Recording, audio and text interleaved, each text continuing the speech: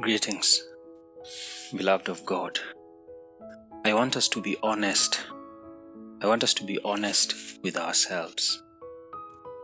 Now, I have come to a point where I've realized how sad this situation is in the body of Christ.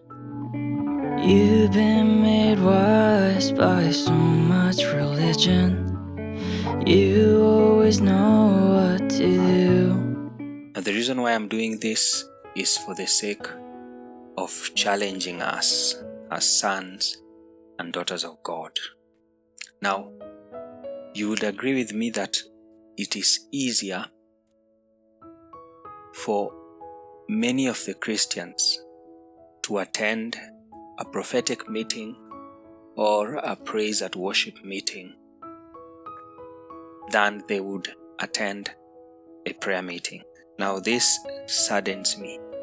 Why? Because we have been called to prayer.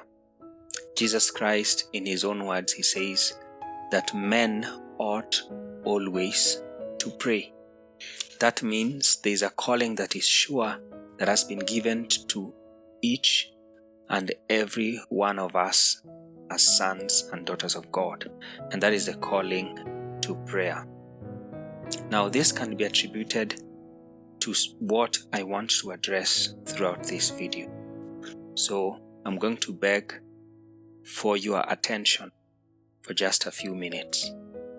Now, many of believers do believe that there is a phenomenon called prayer, but few do believe in its power. Now, they don't just present the disbelief outrightly, but it is very subtle. That means it would take keenness for you to notice. Now, many believers do not believe that God can answer their prayers. They believe that God is powerful, they believe that God is all-powerful, but they do not believe that God can answer their prayers. Now, this can be attributed also to how they view God. Now, they do believe that God has power to heal or power to answer prayer, but the question is, will God answer my prayer? Now, that is a doubt that is so deep-rooted in the heart of someone who is asking this question. So they're not just saying it outrightly, but it can be seen in the way they act or in the way they respond towards prayer. Now, in one way this can come out is that many would just pray casually or religiously. Of course, there's some level of faith, but it is shaky type of faith. Now, this reminds me of the father of the young child that had an encounter with Jesus. He was very honest with himself. He said something very remarkable. He says, "Lord, I believe. Help my unbelief." Now, that tells me there is usually a level of unbelief that is in a believer, which requires the grace of God to come to fill. So it requires our honesty.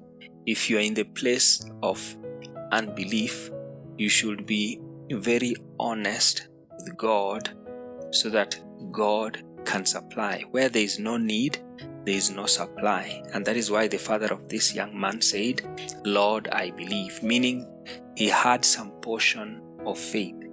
And that is what is required for God to answer your prayers. So if you've been asking yourself if God can specifically answer your prayers, of course you believe God has power, but you do not believe that God can answer your prayers.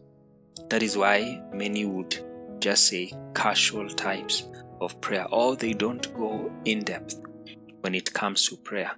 Or it can also manifest in it is very difficult for them to engage in prayers. So when there's a call for prayers, they would make excuses or they would not attend totally. Now, this shows Not that they are bad people, but it shows that they have very little faith or confidence when it comes to the place of prayer. Now, I've come on here to remind you, child of God, that God still answers our prayers. He is the same God yesterday, today, and forever. So that means He does not change. If He answered yesterday, He can answer today. So the issue is our attitude towards this phenomenon of prayer.